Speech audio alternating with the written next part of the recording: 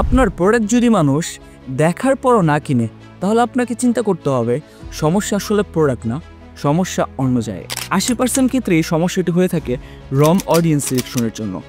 আপনার প্রোডাক্টটি যেই ব্যক্তিরা বা যেই অডিয়েন্স আসলে কিনতে পারতো, কিন্তু বেশিরভাগ ক্ষেত্রে দেখা যায় হয়তো আপনি অন্য একটা টার্গেট গ্রুপকে কেন্দ্র করে মার্কেটিং চালাচ্ছেন, যার কারণে সঠিক প্রোডাক্ট সঠিক অডিয়েন্সের কাছে ম্যাচ না করায় অডিয়েন্সের প্রোডাক্টটি কিনছে না। 15% ক্ষেত্রে দেখা যায় আপনি যে প্রোডাক্টটির মার্কেটিং করছেন সেই প্রোডাক্টটি সম্পর্কে অডিয়েন্স সঠিকভাবে জানতে পারেনি বা তাদের কাছে ভ্যালু ক্লিয়ার না। আর 5% ক্ষেত্রে যে বিষয়টা ভূমিকা রাখে সেটা হচ্ছে আপনার পুর প্রেজেন্টেশন।